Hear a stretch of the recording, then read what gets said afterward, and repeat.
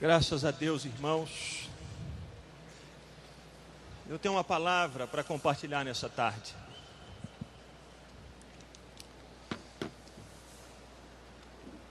Nós ouvimos essas canções dizendo: usa-me, Senhor. Quero viver por Ti. Quero viver para Ti.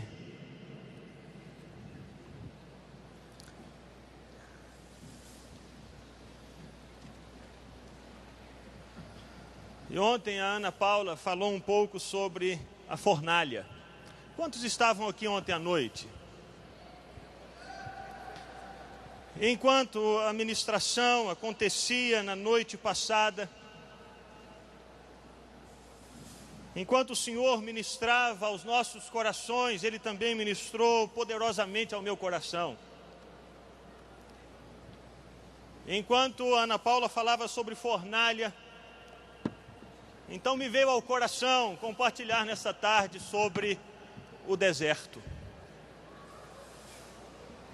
Eu sei que nós não gostamos muito dessa palavra, nós não gostamos muito desse tipo de mensagem, nós preferimos aquelas mensagens que falam sobre prosperidade, vitórias, montanhas, um lugar mais alto, águas tranquilas, coisas desse tipo. Nós não gostamos de ouvir falar sobre o deserto. Isso não é surpresa. O deserto sempre nos traz imagens desagradáveis. É o sol quente, é a areia seca, é um lugar sem água, é um lugar sem alimento, é um lugar de dificuldades, é um lugar daqueles animais mais peçonhentos, mais venenosos.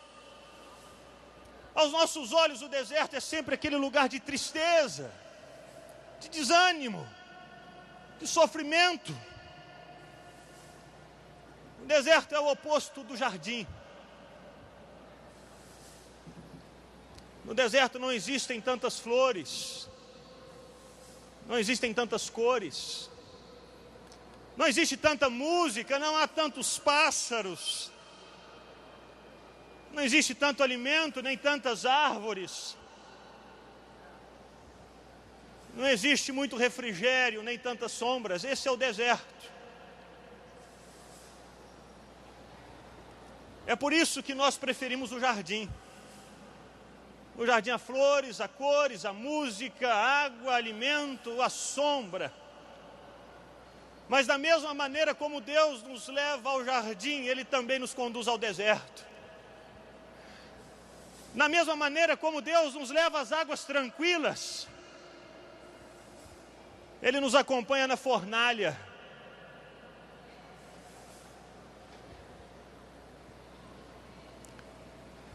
E eu queria nessa tarde falar um pouco sobre o deserto, ou o chamado para o deserto.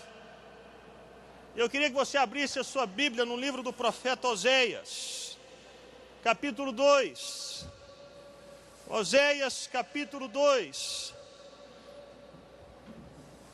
Versículos 14 e 15.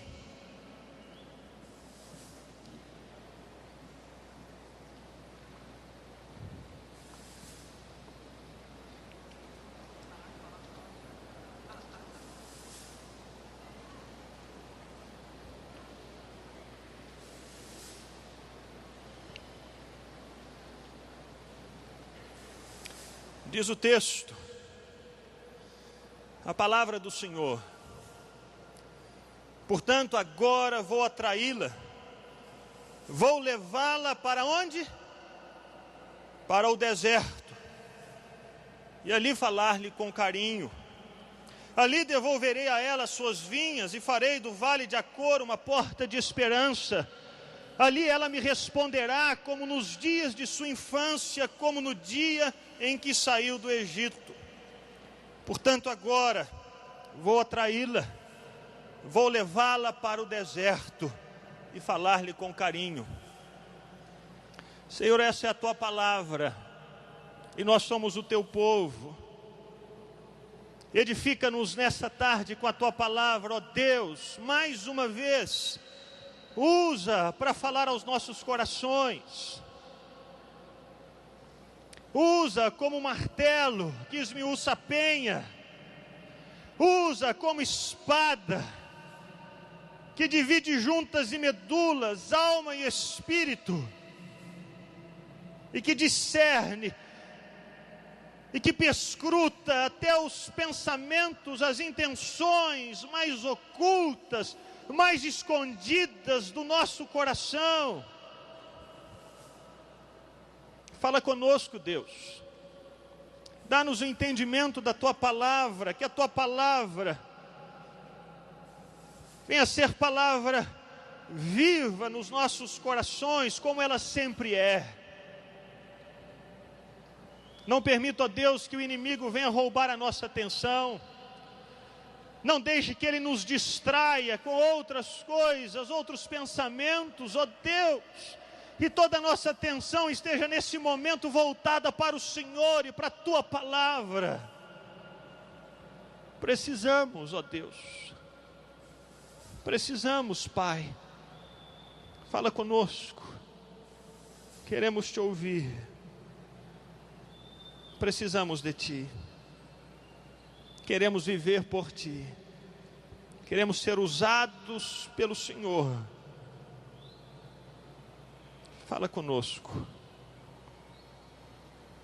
É o que eu te peço, Pai, no nome de Jesus. Amém. Meus irmãos, foi Oséias quem profetizou essas palavras.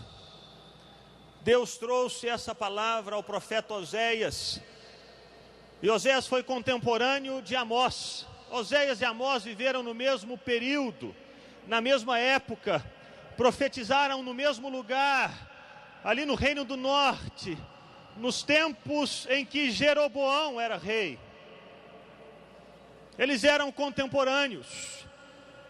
Oséias e Amós viveram mais ou menos no ano de 780 a.C. Andaram por aquelas estradas poeirentas ali do norte.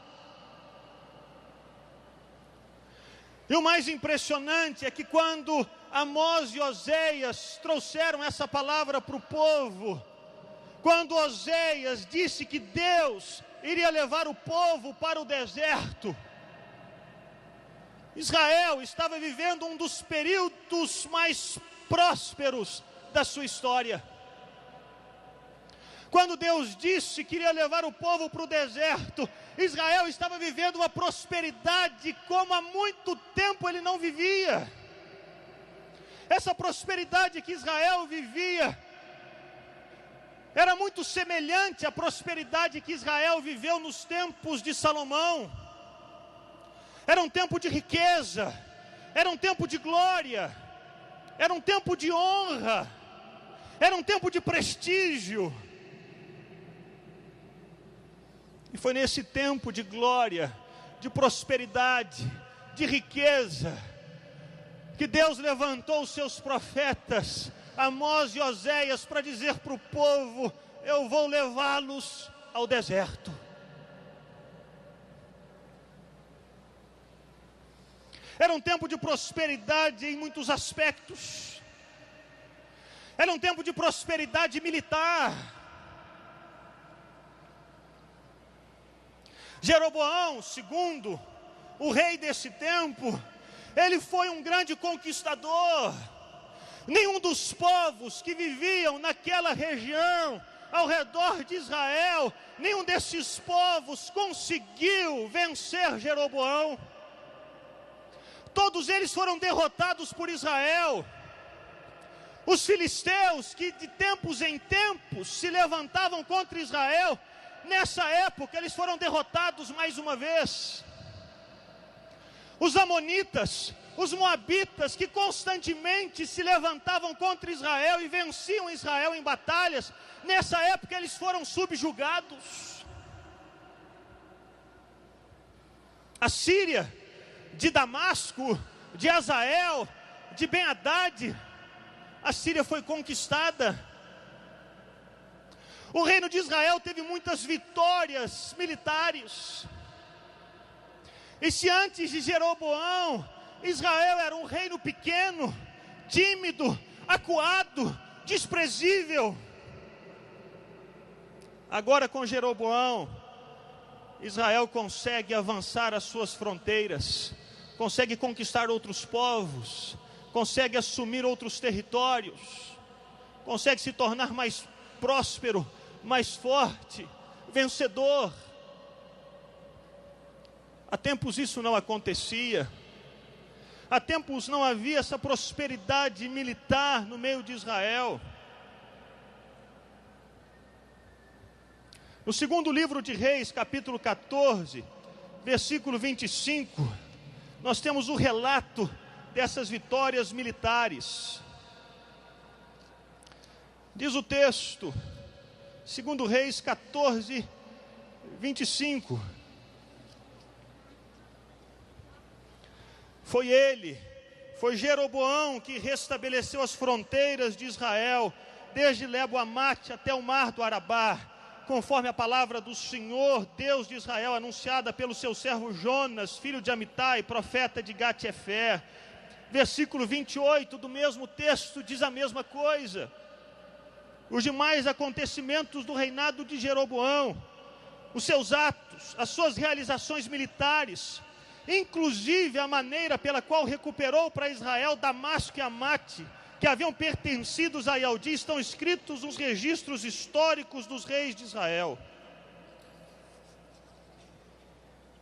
Se antes de Jeroboão, Israel só perdia batalhas, só perdia território, só perdia regiões.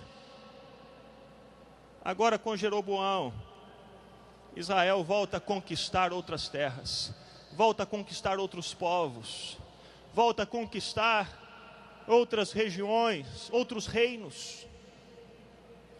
E, obviamente, com essas conquistas militares, com a conquista desses outros povos, Israel também tomou posse do comércio e das rotas comerciais. Claro, agora Israel dominava toda a região e, portanto, ele dominava as estradas.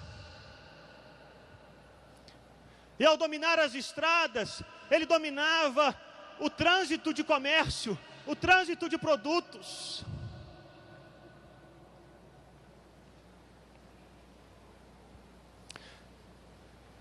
E ele podia exigir dos outros povos, e ele podia exigir dos comerciantes o pagamento de impostos, o pagamento de tributos, o pagamento de pedágios.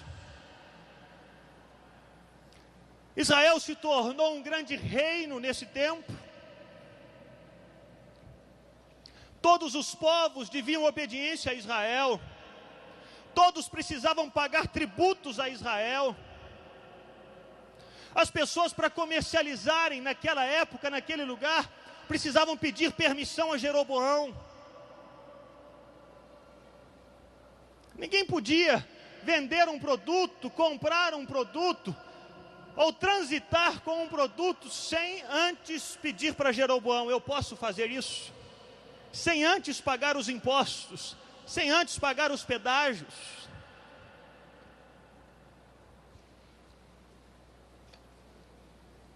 E é claro que se Israel estava dominando a região, recebendo o dinheiro das outras pessoas, dos outros povos, recebendo dinheiro por causa do comércio que ele realizava, Israel se tornou muito rico.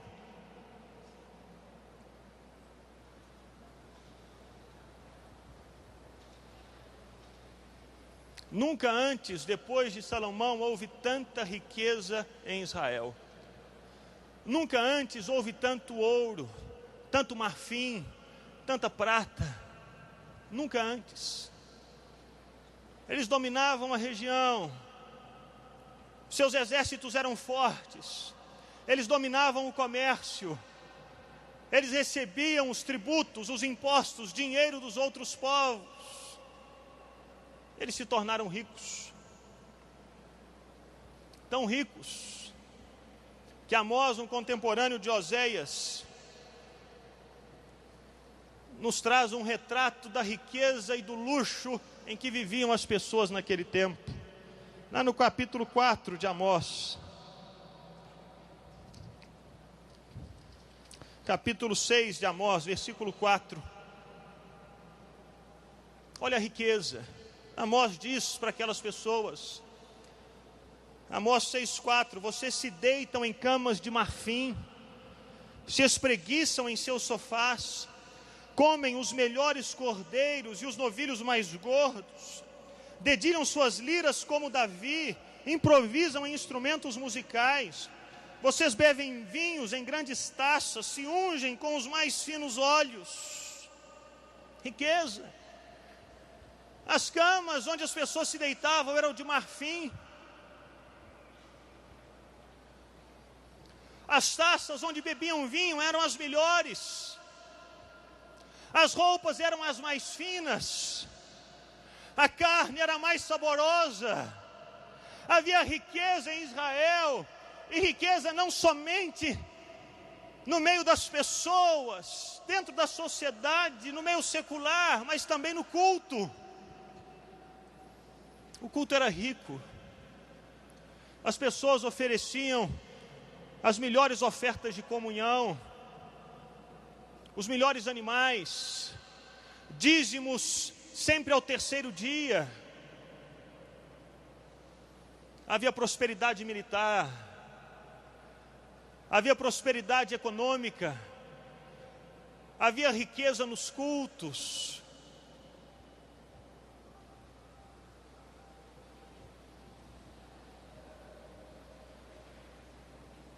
As pessoas constantemente iam à igreja, iam ao templo, para celebrarem a Deus, para adorarem a Deus, e traziam a melhor oferta. Traziam o melhor.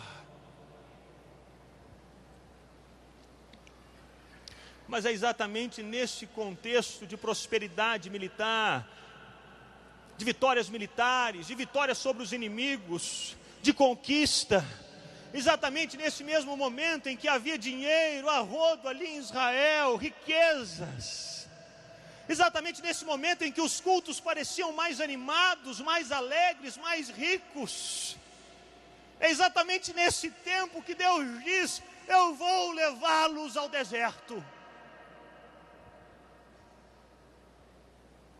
Não é estranho? Por quê? Porque aqui, nesse momento, Deus não está celebrando com aquelas pessoas. Porque nesse momento Deus não está festejando com as pessoas e dançando e dizendo: estou dando a vitória, estou dando dinheiro, eu estou prosperando o culto, isso, aleluia. Não.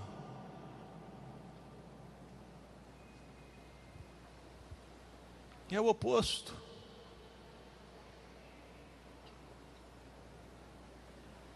Deus se volta para o povo dele e diz: eu vou levar vocês para o deserto, e ali eu vou falar ao coração de vocês. O que estava acontecendo? O que acontecia por detrás dessas vitórias militares? O que acontecia por detrás daqueles cultos tão animados, tão festivos, tão alegres, tão ricos, com aqueles dízimos tão poupudos? O que acontecia por detrás daquele comércio tão próspero? O que estava acontecendo por detrás daquelas riquezas?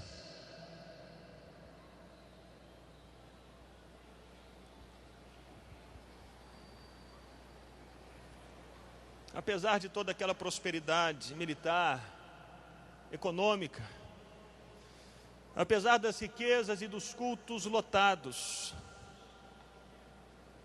havia no meio do povo de Deus muita injustiça social e muito pecado. As vitórias sobre os inimigos, a prosperidade econômica, as riquezas das pessoas, os cultos lotados não eram uma consequência da fidelidade daquelas pessoas ao Senhor. Não tinha nada a ver uma coisa com a outra. Não é porque as pessoas eram ricas que elas estavam agradando a Deus e por isso Deus as estava fazendo ricas. Não é porque havia vitórias militares, porque as pessoas estavam agradando a Deus por causa das vitórias militares. Aquelas pessoas tinham os cultos lotados, não era porque Deus estava se agradando delas ou porque elas estavam alegrando o coração de Deus, não tinha nada a ver uma coisa com a outra.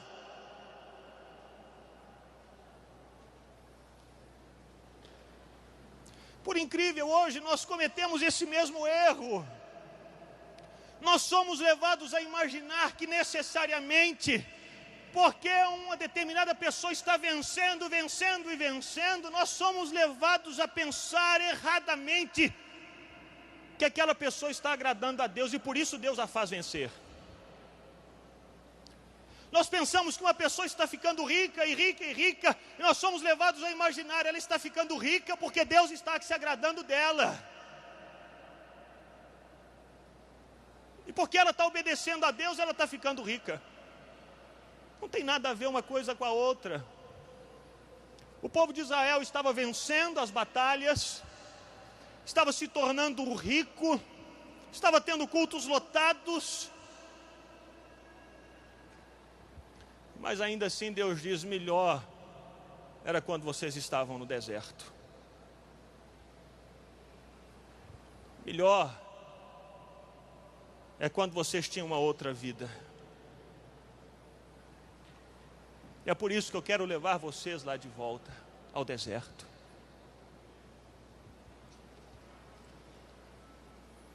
Havia muita injustiça social. O profeta Amós, ao falar sobre essa injustiça social, aqui no capítulo 2, versículos 6 e 8, ele fala coisas que parecem absurdas para nós. Ele diz assim: assim diz o Senhor, por 3 transgressões de Israel, e ainda mais por 4, eu não anularei o castigo. Por quê? Eles vendem por prata o justo, e por um par de sandálias o pobre. Pisam a cabeça dos necessitados como pisam o pó da terra, negam justiça ao oprimido. Pai e filho possuem a mesma mulher, e assim profanam o meu santo nome. Inclinam-se diante de qualquer altar com roupas tomadas por penhor. No templo do seu Deus bebem muito vinho, recebido com multa. Por detrás daqueles cultos, por detrás daquelas celebrações lotadas, por detrás daqueles dízimos ricos, por detrás daquelas vitórias maravilhosas, havia exploração, havia gente sofrendo, havia gente sendo esmagada, havia gente sendo explorada.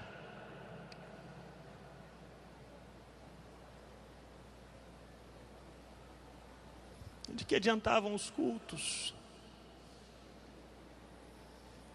De que adiantavam as festas? Se essas festas, esses cultos eram apenas como neblina. De que adiantavam os cultos? Se as pessoas durante os cultos diziam: venham, vamos conhecer o Senhor, vamos buscá-lo, Ele vai nos sarar, Ele vai nos curar. E aí terminavam os cultos, as pessoas voltavam para suas casas e continuavam vivendo a mesma vida.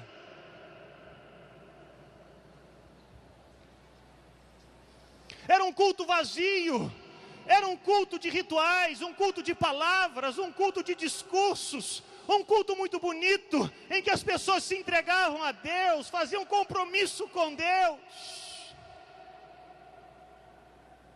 Mas ao passarem da porta do templo, voltavam a viver como antes.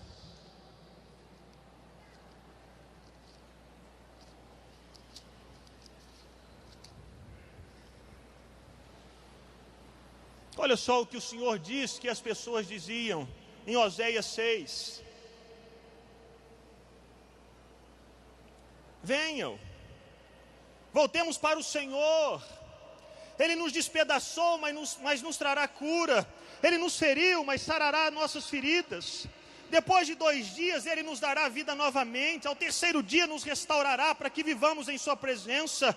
Versículo 3 de Oséias 6, conheçamos o Senhor, esforcemo-nos por conhecê-lo, tão certo como nasce o sol Ele aparecerá, virá para nós como as chuvas de inverno, como as chuvas de primavera que regam a terra.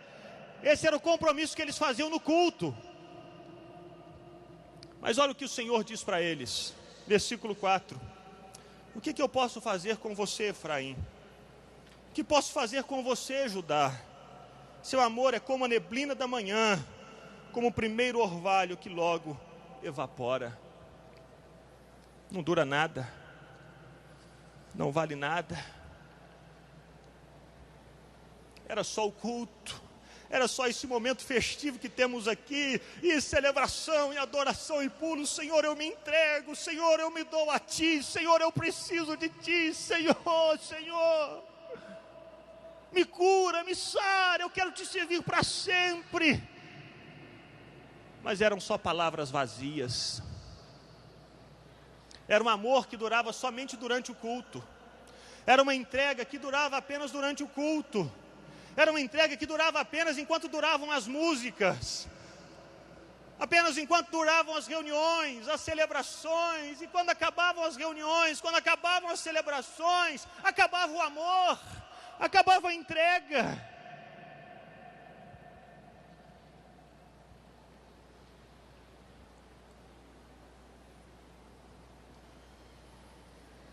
De que adianta?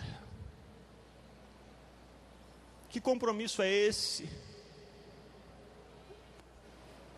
Esse compromisso do povo de Deus com Ele, sobre o qual Oséias e Amós falam. É como aquela parábola contada por Jesus. Um homem tinha 2 filhos, disse ao primeiro: vai trabalhar na vinha. E ele disse: eu não vou, mas foi depois. E o outro disse: eu vou, mas ele não foi. Qual dos 2 fez a vontade do seu senhor e do seu pai? Aquele que, apesar de ter dito eu não vou, foi. E o Senhor nos mostra e nos faz saber que as nossas atitudes são muito mais importantes e relevantes do que as nossas palavras.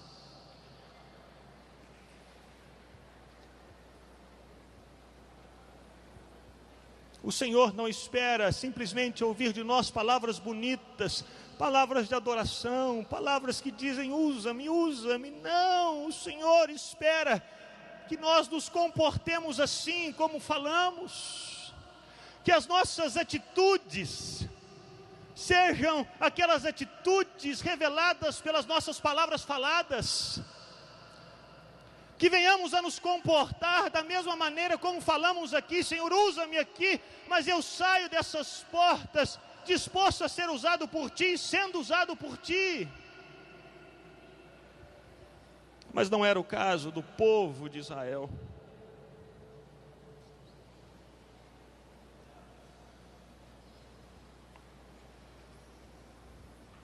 Eram ricos, eram vitoriosos, tinham cultos lotados. Mas então Deus levanta os profetas para tirarem a capa daqueles cultos, a capa daquelas pessoas, e Deus revela o que está por detrás. Cultos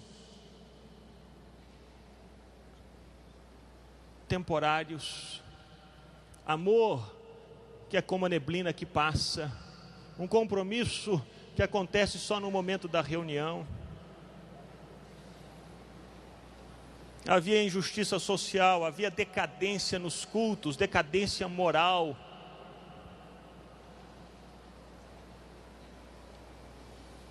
Cultos que estavam misturados com outras religiões.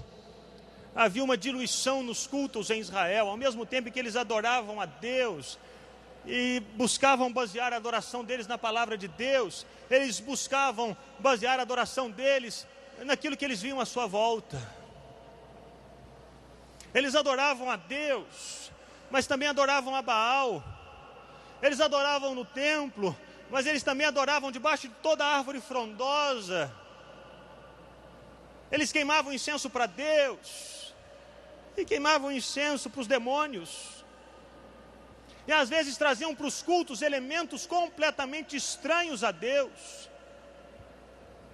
O culto havia diluído, a verdade havia sido misturada com a mentira.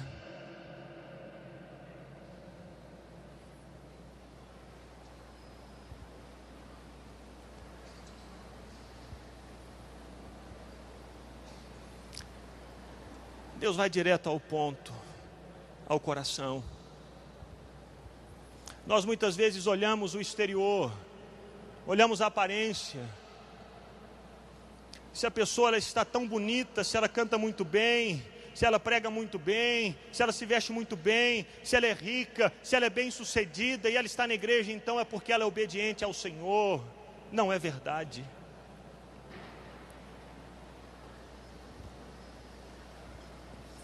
Essa pessoa pode estar se tornando rica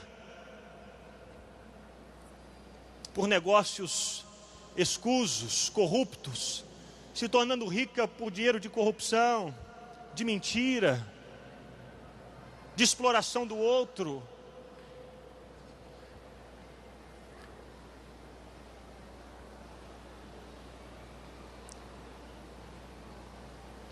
Ela pode estar se tornando conhecida pelo marketing, pela propaganda, pela exposição na mídia. E aí nós que somos tantas vezes levados por aquilo que vemos, pela aparência, nós começamos a imaginar que se essa pessoa é bem-sucedida, então é porque Deus a está abençoando, mas nem sempre é verdade. Nem sempre é verdade. Ainda que Deus possa abençoar uma pessoa e fazê-la bem-sucedida, uma pessoa pode também se tornar bem-sucedida sem Deus.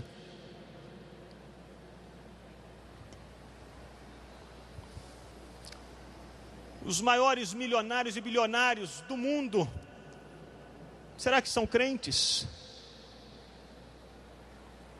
Aqueles donos de poços de petróleo no mundo, será que eles adoram a Jesus? E são tão ricos. A riqueza não tem nada a ver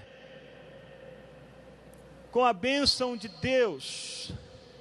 E aqui nesse texto nós vemos o contrário. Deus não diz para as pessoas: eu vou dar-lhes mais riqueza, eu vou dar-lhes mais status, eu vou dar-lhes mais posição, eu vou dar-lhes mais conhecimento, eu vou dar-lhes mais títulos, vou torná-los mais conhecidos. Não. Deus diz: eu vou levá-los ao deserto. E ali eu vou lhes falar ao coração.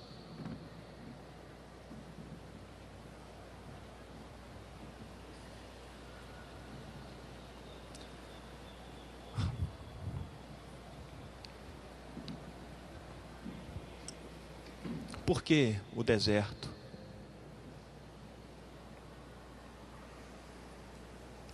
Porque Deus tantas vezes diz que vai atrair os seus filhos para o deserto. O que é que o deserto tem de tão importante? Qual que é o valor? Qual que é a história do deserto? O que a experiência do deserto trouxe de bom para os filhos de Israel? O que é que a experiência do deserto pode trazer de bom para mim e para você?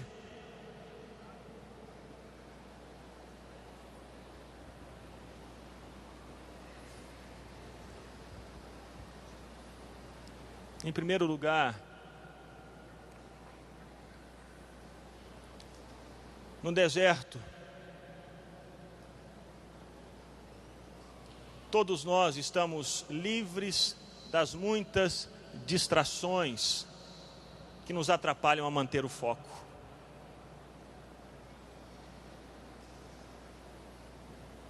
Estamos livres das distrações. Enquanto que num jardim nós temos muitas coisas que podem nos distrair. É uma flor roxa, uma flor vermelha, amarela, o canto do passarinho, o barulho da cachoeira, aquelas folhas balançando ao sabor do vento.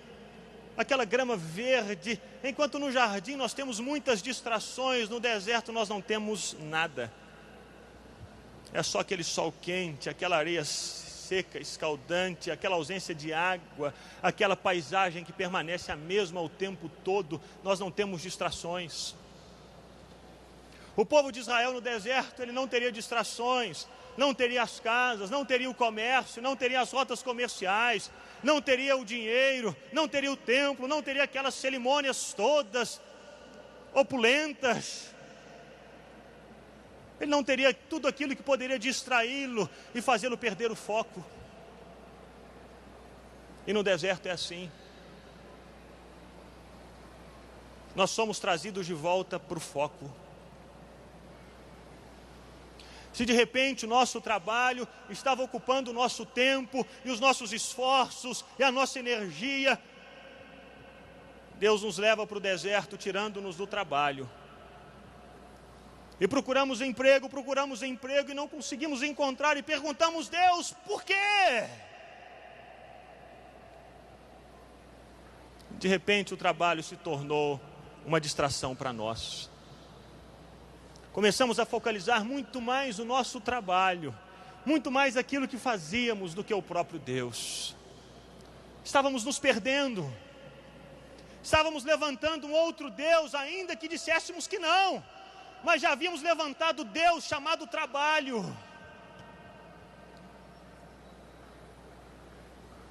E aí então Deus, para nos salvar, para falar com carinho ao nosso coração, para nos trazer de volta para Ele nos leva para o deserto, para que venhamos a corrigir a nossa rota, para que mantenhamos o nosso foco. Não existe mais a distração do trabalho para nos atrapalhar de ouvir Deus. Agora no deserto é só eu e Deus. Não tem escapatória. O que é que mais você vai encontrar no deserto? Que outra distração? O deserto não é um jardim.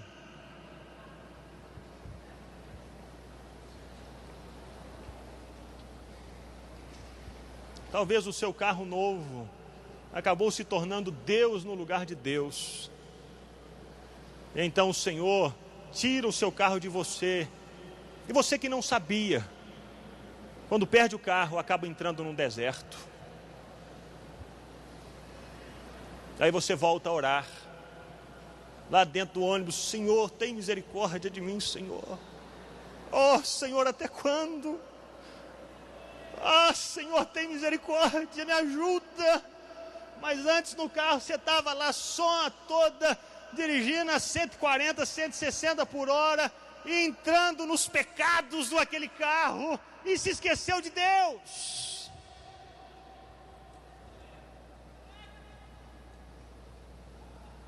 Rapaz, às vezes você era saradão, você cultuava o seu corpo, academia. Ah, meu irmão, e de repente você sofre um acidente, ou você é acometido por alguma enfermidade, e você começa a murchar. Aí você começa a se lembrar de Deus. Deus, tem misericórdia. Me tira daqui, Senhor. Restaura a minha vida, me perdoa, eu perdi o foco.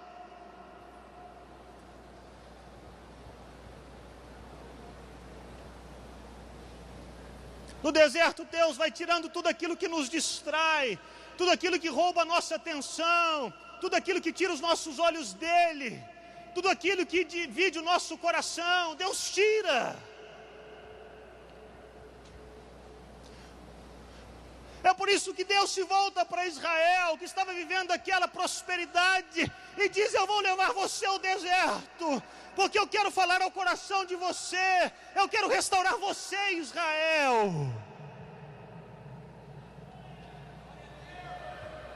Eu vou levar você ao deserto. Eu vou tirar de você todas essas distrações, tudo isso, para que você volte a focalizar somente a mim mesmo.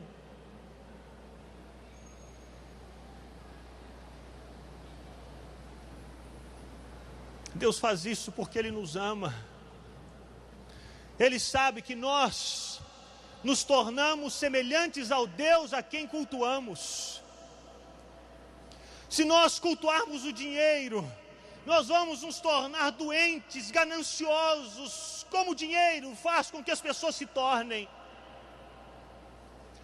Se nós cultuarmos e adorarmos o conhecimento, estaremos nos tornando frios, clínicos, endurecidos, como aqueles que cultuam ao conhecimento se tornam. Mortos, doentes, perdidos. Deus quer nos salvar.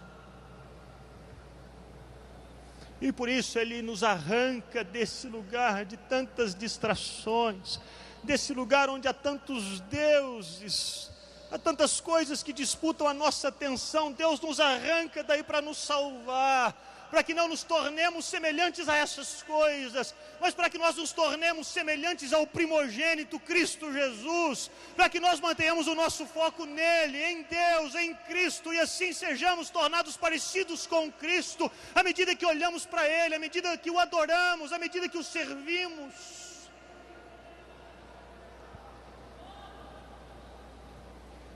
Por isso Ele nos leva para o deserto. Se não tem nada para nos distrair,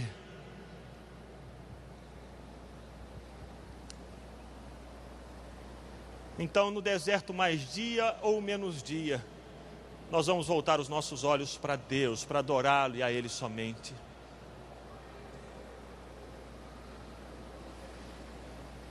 Não é verdade, meus irmãos, que naquele momento de deserto nós buscamos muito mais ao Senhor? Não é verdade que quando estamos vivendo momentos difíceis, o nosso coração está muito mais inclinado para Deus? Quando Deus tira de você aquela namorada, aquele namorado de quem você tanto gostava, não é aí nesse momento que você se volta para Deus, tranca no seu quarto e começa a chorar: Deus, eu quero, tem misericórdia, traz de volta. Não é aí que você ora mais?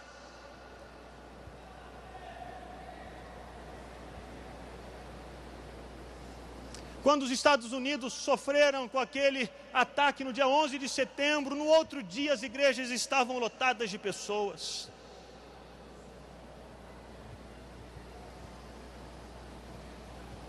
E é assim conosco. Quando entramos no deserto, nós voltamos aos jejuns, nós voltamos às vigílias, nós voltamos às orações, nós voltamos ao monte, nós voltamos ao lugar secreto, nós voltamos à leitura da Bíblia, nós voltamos à igreja, nós voltamos ao nosso compromisso com Deus, nós nos voltamos inteiramente para Ele. Não é o diabo que nos leva ao deserto, é o próprio Deus.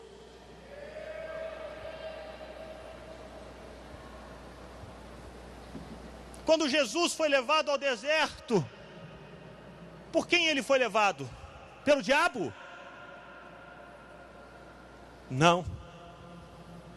Cheio do Espírito Santo, diz a Escritura, foi conduzido pelo Espírito ao deserto.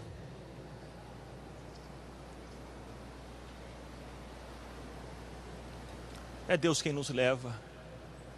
É Deus quem nos atrai para falar o nosso coração, para pesar as nossas motivações, para pesar o nosso coração, para fazer uma cirurgia em nós, para nos livrar de todas essas distrações.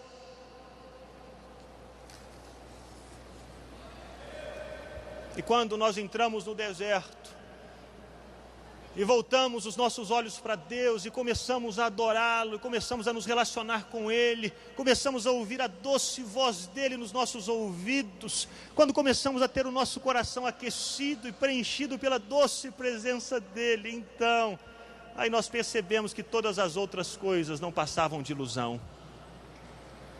Aí nós percebemos: para que aquele carro? Para que aquela casa? Aquela namorada, aquele dinheiro? Nada é mais importante do que o meu Senhor, nada é mais importante do que o meu Deus, nada me preenche mais do que o meu Salvador, nada, absolutamente nada. Ele é insubstituível, Ele é único. Eu quero mais do que tudo, mais do que tudo. Todas as coisas perdem o valor, porque elas nunca tiveram valor algum. Fomos nós que demos para essas coisas o valor. Fomos nós que demos ao dinheiro, ao carro, ao conhecimento, às posses, ao status, o valor que eles tinham. Mas no deserto as coisas são trazidas à luz. Aquilo que é aparência desaparece. Aquilo que é ilusão desaparece. Aquilo que é palha se queima, madeira se queima, aquilo que é feno se queima, e só permanece aquilo que tem valor de fato. Aí nós notamos como a presença do nosso Deus é doce, como nos preenche. Ah, meu irmão, eu não sei se você já teve essa doce experiência com Deus, de se sentir pleno nele, satisfeito nele. Mas se você já sentiu, você já percebeu, já teve essa experiência, você sabe o que é. Você sai ali do seu lugar secreto, para fora de casa e dizendo: eu vou viver por Jesus, nada vai me impedir, eu morro por Ele.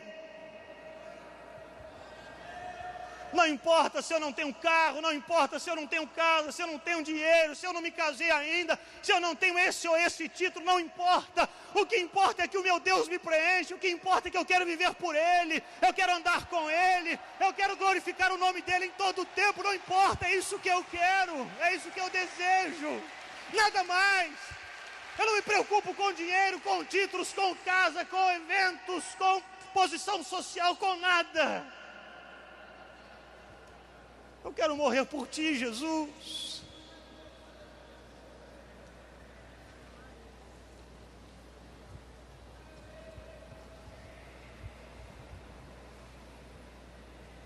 No deserto nós não somente ficamos livres dessas distrações,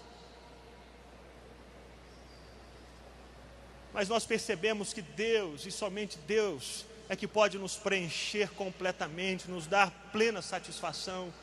Só Deus.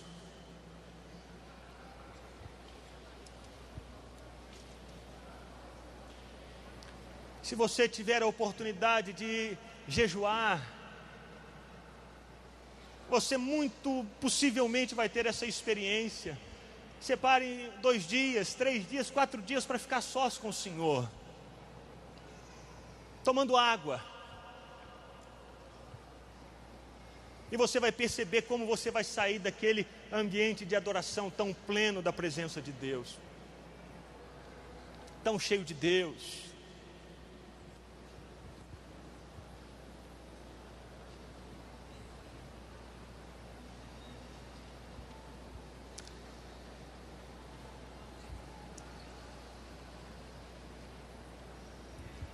E quando Deus nos preenche, nos satisfaz,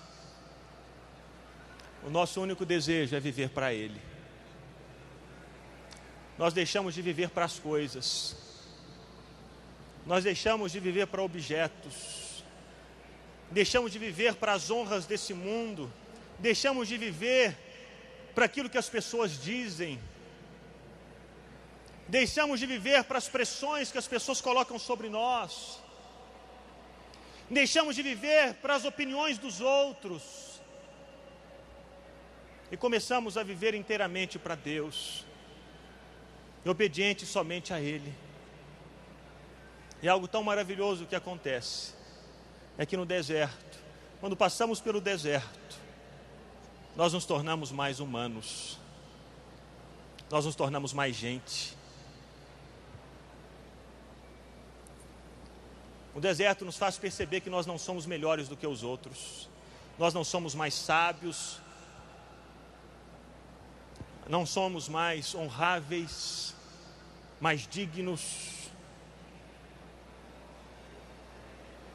mais fortes, mais belos, mais isso, mais aquilo. Não, percebemos que somos iguais. Nós nos tornamos mais humanos, porque ali nós conhecemos a nossa humanidade. Ali no deserto, aquela capa de super-herói que tantas vezes nós vestimos, ela é tirada de nós. E nós percebemos que somos frágeis, fracos, somos iguais uns aos outros.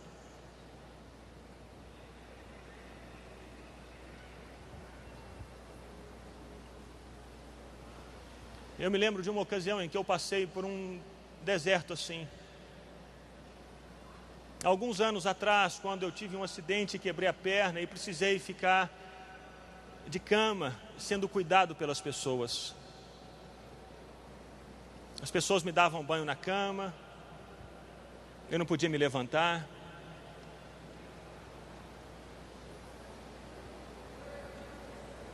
As minhas necessidades eu tinha que fazer ali na comadre, no marreco. Se você já ficou de cama no hospital, você deve saber o que esses nomes significam. Banho com toalha. Como eu fui levado a perceber a minha fragilidade, a minha humanidade.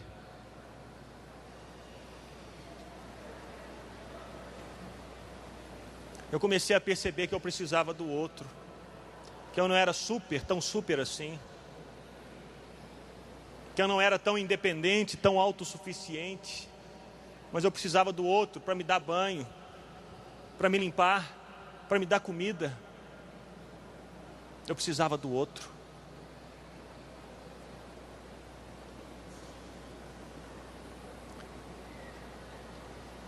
Nós nos tornamos iguais.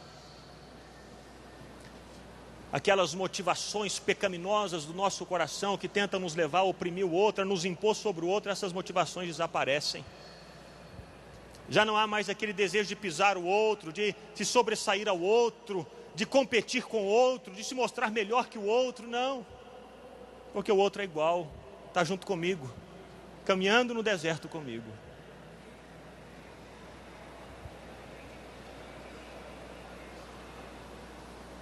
O povo de Israel viveu essa experiência no deserto.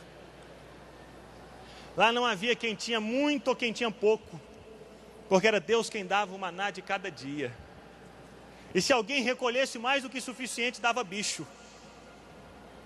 Todos eram iguais. Eles não tinham lojas para comprarem as roupas, e nem precisavam, porque as roupas não se desgastavam. Elas cresciam com eles, os sapatos cresciam com eles. Eles eram iguais.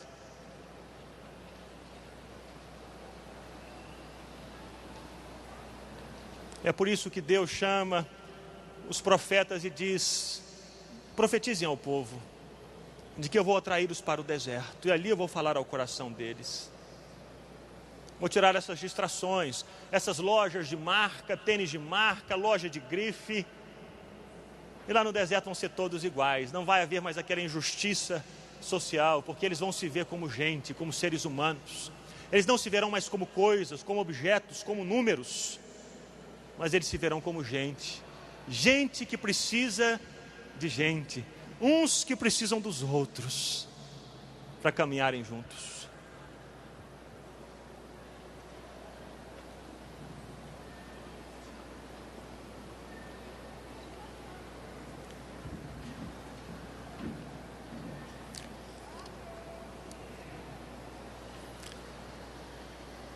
Por isso diz o Senhor ao povo dele, em Oséias 2,14: portanto, agora vou atraí-la, vou levá-la para o deserto e falar-lhe com carinho. Ali eu devolverei a ela as suas vinhas e farei do vale de Acor uma porta de esperança. Ali ela me responderá, como nos dias da sua infância, como no dia em que saiu do Egito, como nos primeiros dias, como no primeiro amor, como no início da história.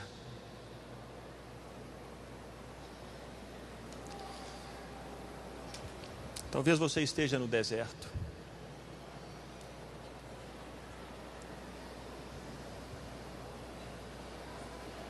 Louve a Deus por isso. Porque se Ele levou você ao deserto, Ele levou você ao deserto porque Ele ama você.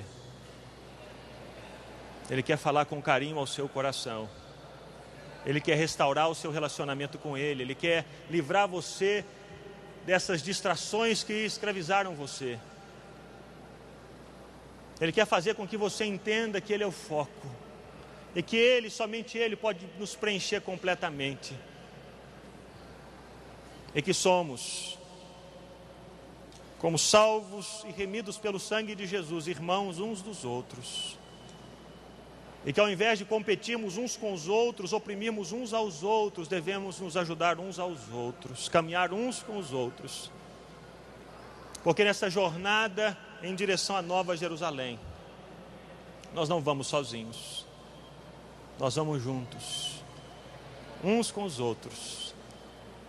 Porque o sangue de Jesus, quando foi vertido ali na cruz do Calvário,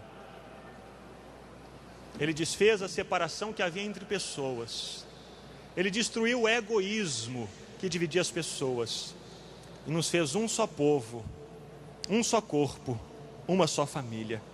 E é como família que juntos vamos entrar pelas portas da Nova Jerusalém. Juntos. Mas durante a nossa caminhada pela face da terra, como peregrinos que somos, o Senhor, por amor de nós, vez por outra, vai nos atrair novamente aos desertos. Vamos orar. Vamos ficar em pé, irmãos. Eu queria que você, aí no seu lugar mesmo, fechasse os seus olhos. Colocasse a sua vida diante de Deus. Esse tempo, você e Ele. Se queremos viver por Deus e para Deus, precisamos entender que de tempos em tempos Ele pode vir a nos levar aos desertos para corrigir a nossa vida, o nosso foco, só porque Ele nos ama. Assim como a fornalha queima as cordas,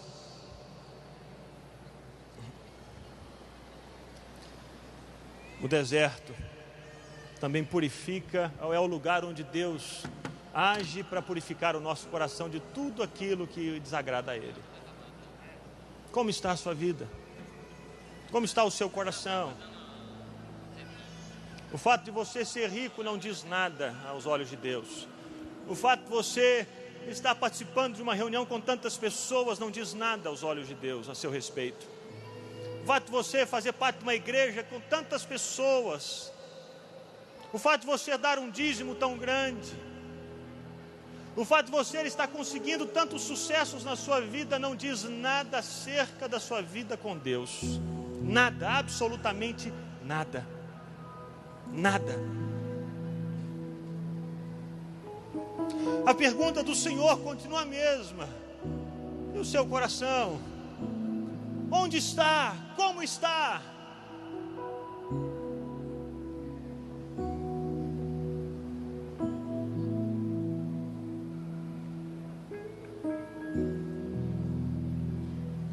Quem é o Deus que você adora?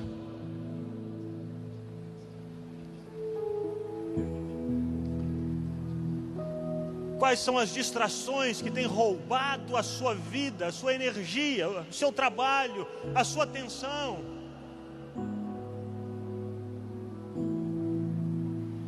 O que é que você tem buscado para preencher você mesmo?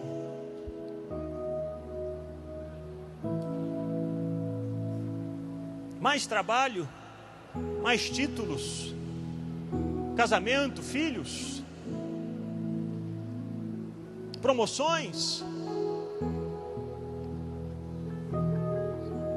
reconhecimento humano.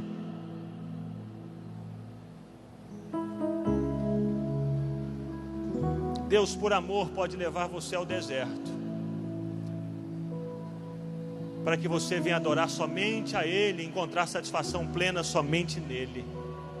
porque só Ele pode nos dar satisfação plena. E se de alguma maneira você se acha super-herói, melhor do que os outros, Deus no deserto quer nos fazer entender que somos família, somos iguais. Todos nós valemos a mesma coisa. Valemos o que o sangue de Jesus pagou por nós na cruz do Calvário. Temos o mesmo preço que é o sangue de Jesus. Esse é o nosso valor. Valemos a mesma coisa. Foi pago o mesmo preço por nós. Não somos melhores ou piores. Somos iguais. E portanto, se eu tenho espezinhado meu irmão, pisado no meu irmão, competido com ele, que agora mesmo Deus mude o meu olhar, me faça entender que o meu irmão é o meu igual, amado por Jesus e amado de Jesus.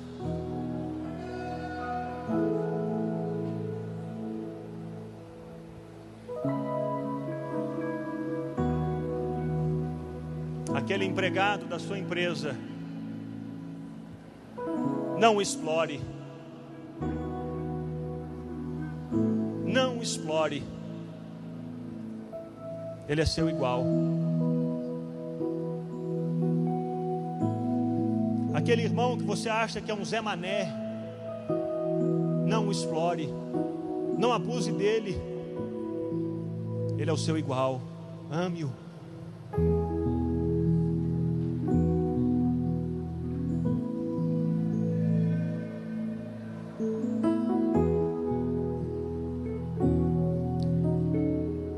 Pai, colocamos a nossa vida diante do Senhor e agradecemos, ó Deus, pelos jardins e pelos desertos, pelas águas tranquilas e pelas fornalhas. Te louvamos, Senhor. Te agradecemos, ó Deus, porque sabemos pela Tua palavra que o Senhor é quem sempre nos conduz. E ao nos levar para quaisquer desses lugares, o Senhor nos leva por amor. Obrigado, Pai, porque encontramos satisfação plena no Senhor. Plena, plena. E encontramos alegria intensa, profunda no nosso relacionamento uns com os outros. Iguais. Obrigado, Senhor. Te agradecemos. E corrija o nosso coração naquilo que o nosso coração precisa ser corrigido.